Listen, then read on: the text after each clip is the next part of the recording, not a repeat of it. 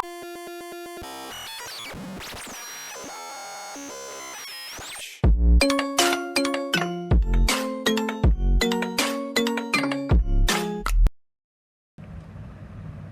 and Clark's Child Health Nursing, question number 91.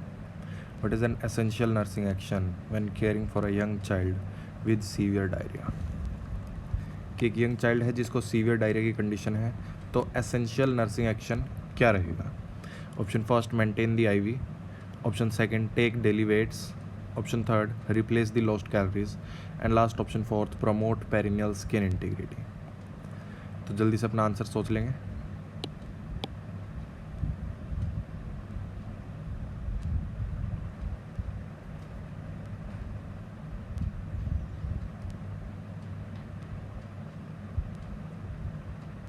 So the correct answer is take daily weights. Option second is our right answer. बच्चे को severe diarrhoea की condition है तो उसका fluid loss बहुत ज़्यादा देखने को मिलेगा. तो फ्लूइड लॉस को मेंटेन करने के लिए मेन होता है हमारा डेली वेट्स को हम मेज़र करेंगे. Weight is the best indicator for fluid loss and gain. Option first में दिया था हमें maintain the IV. IV maintain करना उतनी प्रायोरिटी नहीं होगी हमारी, क्योंकि स्टार्टिंग में बच्चा सीवियर डायरिया में ओरल रिहाइड्रेशन पे चलेगा. अगर बहुत ही ज़्यादा सीवियर डिहाइड्रेशन की कंडीशन होगी तब आईवी पे जाएंगे. ऑप्शन थर्ड में है replace the lost calories. Lost calories को रिप्लेस करना प्रायोरिटी नहीं है हमारी, फ्लूइड को मेंटेन करना प्रायोरिटी रहेगी. Option last, promote perineal skin integrity. Skin integrity को प्रमोट करना, पेरिनियल स्किन इंटीग्रिटी को मेंटेन करना इम्पोर्टेंट है लेकिन प्रायोरिटी नहीं है.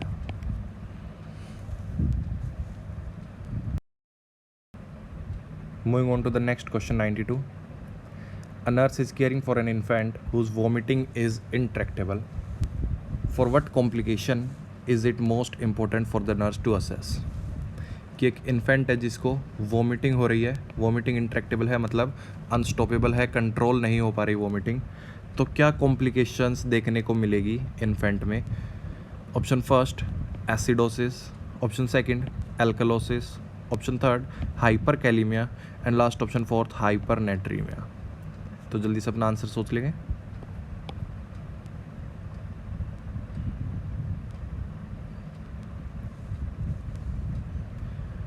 इंट्रैक्टेबल वॉमिटिंग है, अनकंट्रोलेबल वॉमिटिंग है, तो वॉमिटिंग के थ्रू जो बच्चे का गैस्ट्रिक एसिड होगा वो भी बाहर आ जाएगा, तो बच्चे में एसिड की कमी हो जाएगी, मतलब एल्कलोसिस की तरफ बच्चा जा रहा है, मेटाबॉलिक एल्कलोसिस की तरफ. सो करेक्ट आंसर क्या जाएगा हमारा? Option second, that is alkalosis.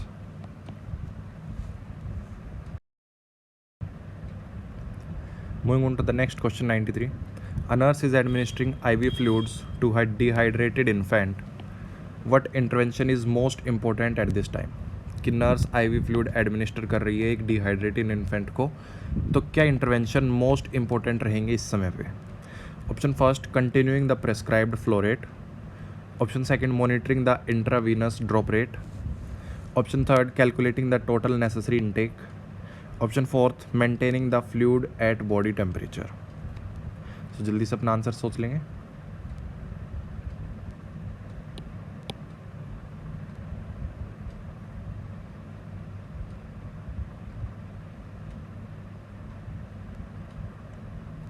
So the correct answer is option first, continuing the prescribed flow rate. जो प्रेस्क्राइब्ड फ्लो रेट है उसको कंटिन्यू रखना मोस्ट इम्पोर्टेंट इंटरवेंशन रहेगा आईवी फ्लूइड्स देते वक्त एक डिहाइड्रेटेड पेशेंट में. Prescribed flow rate mostly continue रखा जाता है इन्फ्यूजन पंप्स के थ्रू. सो ऑप्शन सेकंड में बोला है monitoring the intravenous drop rate. Drop rate monitor करने की ज़रूरत नहीं होगी क्योंकि इन्फ्यूजन पंप के थ्रू आईवी चल रही है, फ्लूइड चल रहे, तो option second is incorrect. Option third में बोला गया है calculating the total necessary intake. कितना बच्चे का टोटल नेसेसरी इनटेक होगा वो कैलकुलेट करेंगे, तो ये हेल्थ केयर प्रोवाइडर का काम है, नर्सिंग इंटरवेंशन नहीं रहेगा. Option third incorrect. Option fourth में बोला है maintaining the fluid at body temperature, कि फ्लूइड को बॉडी टेम्परेचर पे मेंटेन करेंगे. कभी भी बच्चे को कोई भी फ्लूइड लगाया जाता है तो उसको हमेशा रूम टेम्परेचर पे मेंटेन रखते हैं, बॉडी टेम्परेचर पर नहीं रखते, तो option fourth is also incorrect. Moving on to the next question 94. A 5-month-old infant is brought to the pediatric clinic for a routine monthly examination. What assessment alerts the nurse to notify the healthcare provider? कि एक 5-month-old infant routine examination के लिए paediatric clinic में आया, क्या assessments alert करेंगी nurse को health care provider को नोटिफाई करने के लिए? Option first, temperature of 99.5 degree Fahrenheit. Option second, blood pressure of 75/48 mm of Hg. Option third, heart rate of 100 beats per minute. And last option fourth, respiratory rate of 50 breaths per minute. जल्दी से अपना answer सोच लेंगे.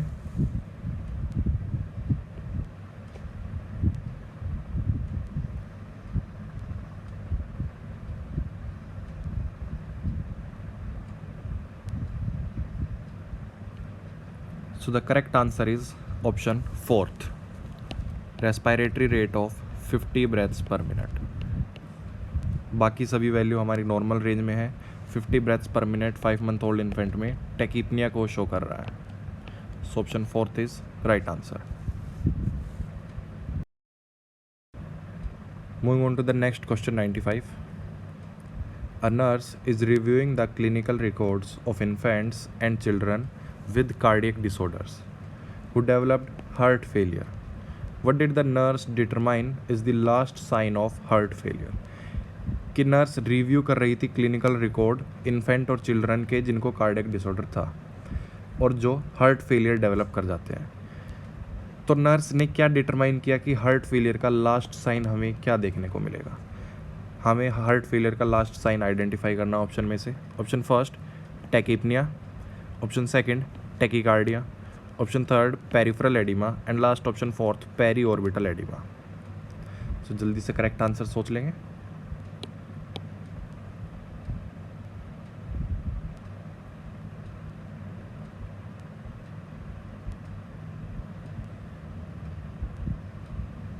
So the correct answer is option third. Peripheral edema is the last sign for the heart failure. टैकीपनिया और टैकीकार्डियाज early signs में देखने को मिलते हैं. हार्ट फेलियर की अगर कंडीशन है तो बॉडी कंपनसेट करने के लिए टैकीपनिया एंड टैकीकार्डिया में जाती है. So option first and second are incorrect.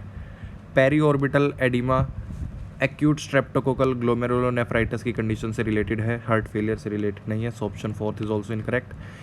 Peripheral oedema देखने को मिलता है जब किडनीज़ डैमेज होना स्टार्ट हो जाती है, किडनीज़ तक ब्लड सप्लाई नहीं पहुंचेगी तो बॉडी के अंदर सोडियम एंड वाटर का रिटेंशन ज़्यादा हो जाएगा. तो पेरिफेरल एडिमा देखने को मिलता है हमें सीवियर स्टेजेस में. So option fourth third is correct. Moving on to the next question 96. What is the most common finding that the nurse can identify in the most children with symptomatic cardiac मालफॉर्मेशंस?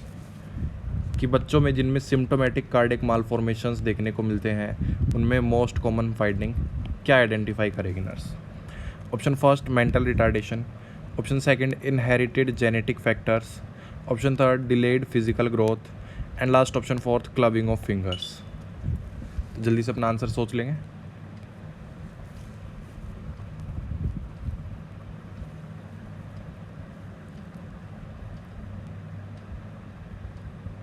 So the correct answer is option third, delayed physical growth. Cardiac anomalies, congenital heart disease, cardiac मालफॉर्मेशंस की condition में most common देखने को मिलती है बच्चे में delayed physical growth due to unmet oxygen requirements. बच्चे की जितनी ऑक्सीजन रिक्वायरमेंट्स होती है बॉडी की वो मीट नहीं हो पाती है, जिसकी वजह से फिजिकल ग्रोथ डिलेड देखने को मिलती है. ऑप्शन फर्स्ट में बोला गया मेंटल रिटार्डेशन कार्डियक मालफॉर्मेशंस में नहीं देखने को मिलते. Inherited genetic factors, cardiac मालफॉर्मेशंस genetic factors से रिलेटेड नहीं होती, मोस्टली हमारी प्रीनेटल फैक्टर्स से रिलेटेड होती हैं. Option second is also incorrect. Fourth, clubbing of finger tips mostly देखने को मिलता है सीवियर हाइपोक्सिया की कंडीशन में. So option fourth is also incorrect. The correct answer is option third. Moving on to the next question 97. A 1-year-old child has congenital cardiac malformation that causes right to left shunting of blood through the heart. What clinical findings should the nurse expect?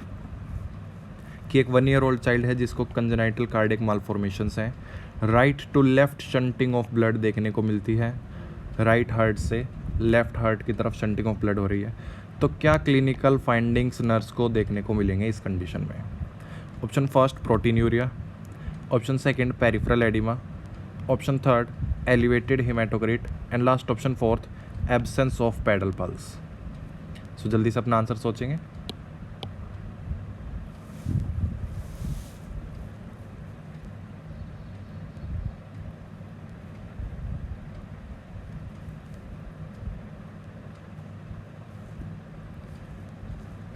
अगर heart में right to left shunting of blood देखने को मिल रही है, मतलब body के अंदर जो ब्लड फ्लो हो रहा है वो कैसा होगा? मिक्स ब्लड फ्लो हो रहा है।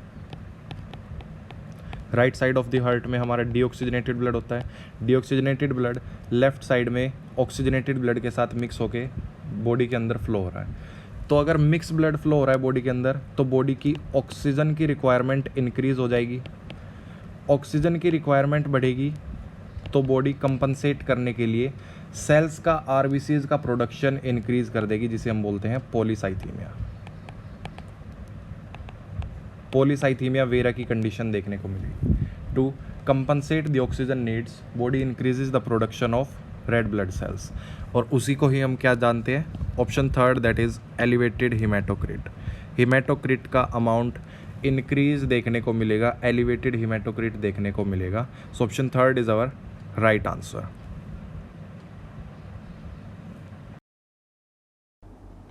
Moving on to the next question 98. The parents of a child who is scheduled for open heart surgery ask why their child must be subjected to chest tubes after surgery. What should the nurse consider before responding in language the parents will understand? कि एक बच्चे की open heart surgery हुई है, उसके बाद chest tubes place की गई है, तो पेरेंट्स पूछते हैं नर्स से कि वो चेस्ट ट्यूब क्यों प्लेस की गई है। तो नर्स आंसर देने से पहले क्या कंसीडर करेगी कि वो चेस्ट ट्यूब हार्ट सर्जरी के बाद क्यों प्लेस की जाती है? Option first, they will increase tidal volume. Option second, drainage of air and fluid will be facilitated. Option third, they will maintain positive intrapleural pressure. Option fourth, pressure on the pericardium and chest wall will be regulated. तो जल्दी से अपना answer सोच लेंगे।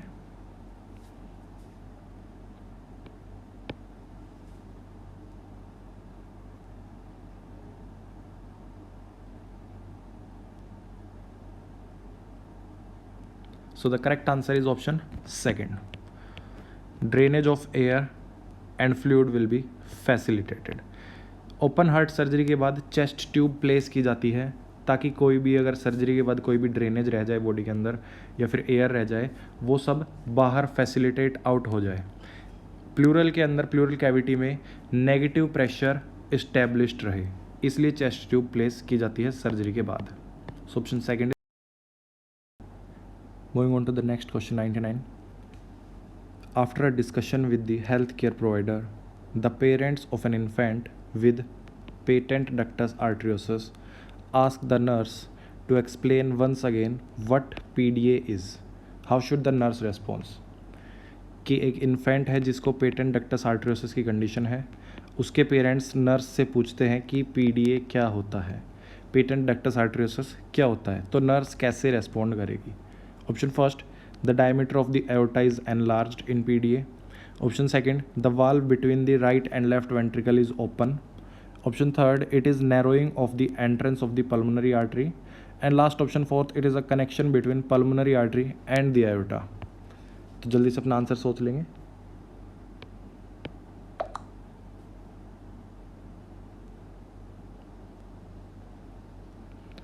So the correct answer is option fourth. Patent ductus आर्टरियोसिस congenital heart defect बच्चे का, जिसके अंदर एबनॉर्मल कनेक्शन देखने को मिलता है पल्मोनरी आर्टरी और एओर्टा के बीच में। पल्मोनरी आर्टरी और एओर्टा के बीच में कनेक्शन प्रेजेंट होता है जो कि इंट्रा यूट्राइन लाइफ में प्रेजेंट होता है normally.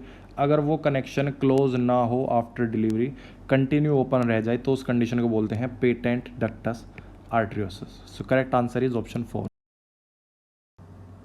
Moving on to the next question 100. A nurse is caring for a child with a cardiac malformation associated with left to right shunting. What does the nurse consider to be the major characteristic of this type of congenital disorder?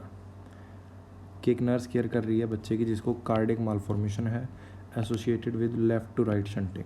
Shunting of blood देखने को मिल रही है अब की बार left side of heart से right side of heart की तरफ ब्लड जा रहा है। What does the nurse consider to be the major characteristic of this type of congenital disorder. तो क्या मेजर कैरेक्टरिस्टिक देखने को मिलेंगे बच्चे में लेफ्ट टू राइट शंटिंग के वजह से।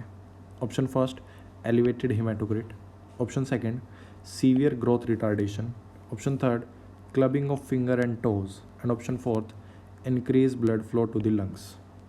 तो जल्दी से अपना आंसर सोच लेंगे।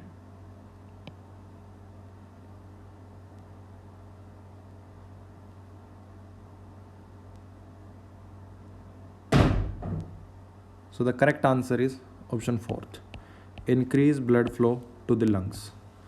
अगर लेफ़्ट टू राइट शंटिंग हो रही है मतलब लेफ़्ट साइड ऑफ हार्ट से राइट साइड ऑफ हार्ट की तरफ ब्लड जा रहा है तो राइट साइड ऑफ हार्ट से फर्दर ब्लड कहाँ जाएगा हमारा लंग्स की तरफ। तो लंग्स के अंदर ब्लड फ्लो इंक्रीज देखने को मिलेगा। So correct answer is increase blood flow to the lungs.